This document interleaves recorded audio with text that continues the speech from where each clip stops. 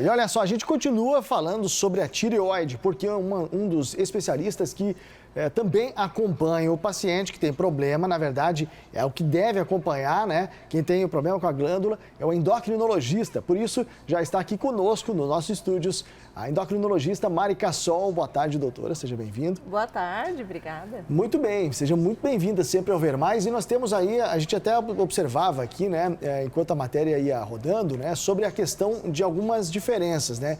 Ela falava especificamente do hipotireoidismo, né? Isso, exatamente. E qual a diferença? A tireoidite de Hashimoto, que é no caso da cantora, né? Isso, da Alexa. Ela é um tipo, a tireoidite de Hashimoto, geralmente ela desenvolve o hipotireoidismo.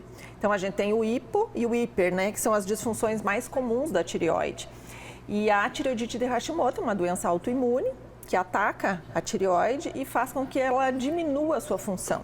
Então, ela começa a não produzir normalmente os hormônios, que são o T3 e o T4, que são os hormônios fundamentais da função da tireoide. Certo. E quais são os sintomas? A gente já falou, inclusive, sobre essa função, né, dessa questão específica, e quais são os sintomas que as pessoas podem começar a observar, de repente, e procurar um especialista. Então, os sintomas mais comuns, até foi comentado na matéria, então, sensação de cansaço, distúrbios do sono, problemas intestinais, intestino preso, né? Excesso de peso, o ganho de peso, assim, não tão marcante, mas, assim, um aumento de peso, edema, que são os inchaços, né? Alguns edemas, disfunções na fertilidade, disfunções menstruais. Então, assim, a tireoide, ela produz esses hormônios que têm receptores em vários tecidos do organismo. A maioria dos tecidos do organismo tem receptor para hormônios da tireoide. Então, a gente pode entender que as manifestações clínicas são muito amplas, né?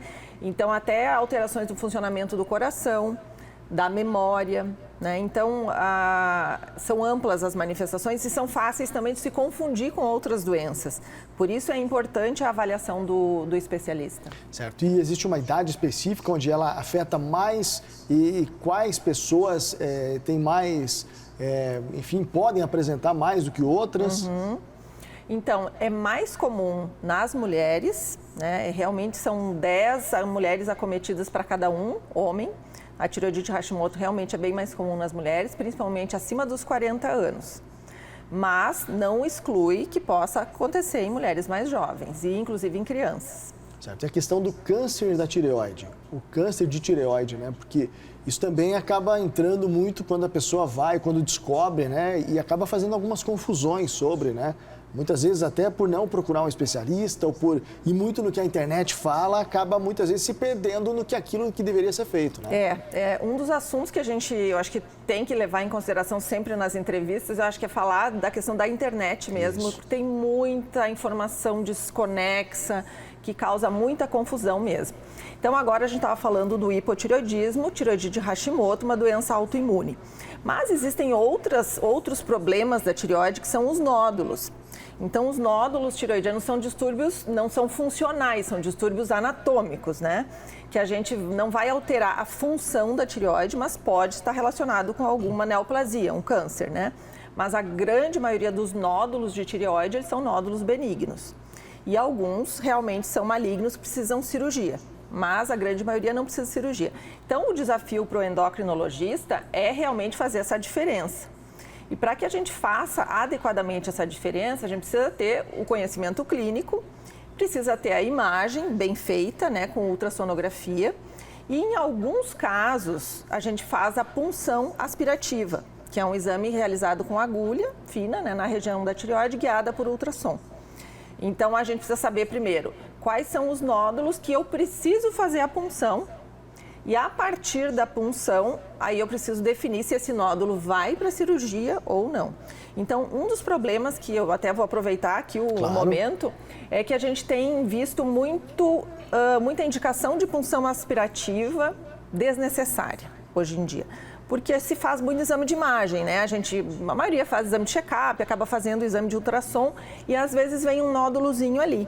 Às vezes até não é um nódulo de verdade, é um falso nódulo. Na tireoidite de Hashimoto, por exemplo, que a gente falou, aparecem áreas inflamatórias que às vezes dá a impressão que é um nódulo, mas é uma área E inflamatória. é possível você conseguir senti-los ou não? Em geral, para o especialista acostumado a fazer exame de exame físico, né? Certo. A gente consegue detectar nódulos em geral acima de 1 centímetro. Abaixo de 1 centímetro já é mais difícil. Aí é a imagem, né? Mas a gente sempre leva em consideração o exame físico primeiro, para depois a gente indicar a imagem, né? Mas muitas vezes o pessoal pede mais assim por check-up e acaba não fazendo nem o exame físico e já pede a imagem. E aí vem a imagem com algum nódulo e muitas vezes é pedida essa punção desnecessariamente. Então, antes de fazer a punção, porque às vezes o resultado da punção também é duvidoso e acaba gerando um procedimento cirúrgico desnecessário, que isso vai levar uma série de prejuízos ao longo do tempo, né? Então, primeiro, a avaliação do especialista. Tem uma suspeita, alguma coisa alterada no exame de ultrassom, avaliar com um especialista, com um endocrinologista, para ver se precisa realmente fazer uma sequência, ou se é só observar, ou se não é nada. E se não existe uma suspeita, existe um momento específico onde você tem que começar a investigar isso, fazer exames de rotina, por exemplo, e que podem apontar? Na questão do hipotiroidismo e do hiper, eu acredito assim que tem que fazer parte dos exames de rotina. O exame de TSH, ele tem que fazer parte do exame de rotina, até porque, assim, na fase que as mulheres, por exemplo, estão na fase do menacme, querem engravidar, os idosos, né, pessoas que fazem tratamento para doenças cardíacas, tem várias situações que estão envolvidas que pode ter um prejuízo se houver uma disfunção da tireoide. Então, acho que o exame da tireoide de sangue tem que fazer parte da rotina para todas as pessoas, né? Principalmente acima dos 40 anos, nas mulheres e nos homens acima dos 50. E a questão do tratamento específico, ele tem um período determinado, enfim, porque muitas pessoas pensam que precisam ficar para a vida toda fazendo esse tratamento, ou ele difere de uma pessoa para outra? Então, primeira coisa é a gente definir exatamente quem precisa de tratamento, porque às vezes a gente tem uma alteração no anticorpo, que é o anti-TPO, que é o do Hashimoto, mas não tem alteração funcional na tireoide. Então, não é o momento de tratar. Então, só o anticorpo positivo não é indicativo de tratamento. Aí, quando a gente tem alteração de funcionamento com TSH num nível acima de 8 em geral, então não vou só dar um número, mas é, né, difícil da pessoa, depois do pessoal entender. Mas então, a partir de um certo valor de TSH, a gente inicia o tratamento. Quando a gente faz, de fato, o tratamento, o diagnóstico do hipotiroidismo, é porque realmente a tireoide não funciona mais. Então, ela está funcionando talvez parcialmente, mas ela não vai voltar a funcionar. Então, o tratamento, a partir dali, é definitivo, é crônico, né? Mas tem outras situações do hipertiroidismo, que às vezes a gente tem um hipertiroidismo transitório. E aí a pessoa tem um período de alteração do funcionamento e depois volta ao normal. Certo. Tem uma questão que a gente até trouxe aqui, ó, o uso de suplementos como o iodo, por exemplo, ele pode ajudar no funcionamento da tireoide e no metabolismo?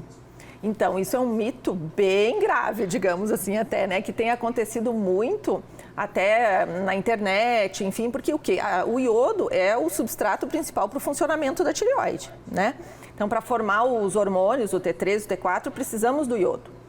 Mas o detalhe é que nós não temos deficiência de iodo, né? Nós temos uma suficiência no Brasil, e são pouquíssimos os países que ainda têm insuficiência de iodo na alimentação.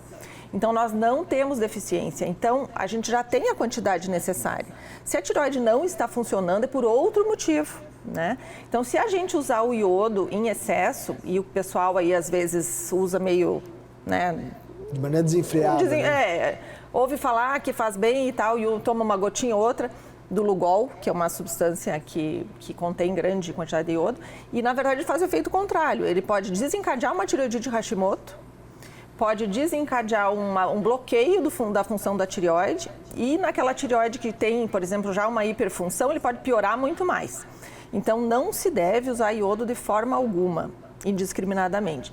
Só em alguns suplementos para gestantes, às vezes, então, ele contém uma quantidade mínima, que seria uma Materna, esses suplementos com multivitaminas, ele tem uma quantidade bem minuciosa, assim, pouquinho de iodo, que é o suficiente para a gestante. Bom. Mas nunca de forma assim, gotinhas e manipular, né, nesse caso, é bem perigoso. Então, entre os cuidados e a prevenção está principalmente não ir na onda de muita gente na internet, principalmente, mas existem outros cuidados que são os diários, né?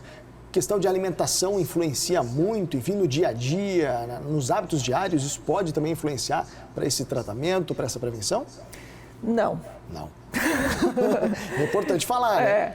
Então, a gente vê muitos pacientes confusos no consultório. Olha, me disseram que eu não posso comer couve, que eu não posso comer soja, que eu não posso isso, não posso aquilo. Então, é uma confusão que se cria na cabeça dos pacientes que já tem um problema, que já tem que tomar um remédio, né? Sim. E aí complica um pouquinho mais ainda quando mexe na alimentação, mas não tem influência. Então, quando há uma disfunção, quando tem nódulo, hiperfunção, hipofunção, não tem a alimentação nesse caso especificamente, não tem influência. Mas, claro que a alimentação saudável é importante para todas as pessoas, para diminuir a inflamação, então, os processos inflamatórios, ter uma alimentação equilibrada, padrão mediterrâneo, que eu adoro, né? Então, sempre ter o cuidado alimentar faz parte da boa saúde como um todo. Você viu como é importante trazer e buscar a opinião de um especialista e não ir na onda de receita de internet, das vizinhas, daquele grupo que às vezes acaba compartilhando coisas que não deveria? Doutora, muito obrigado. Disponha, sempre às ordens. A gente conseguiu esclarecer muitas informações importantes para você que de repente tem algum tipo de dúvida. Você pode voltar nessa nossa entrevista aqui do programa, vai estar também disponível lá no YouTube, é só você acompanhar, tá bom?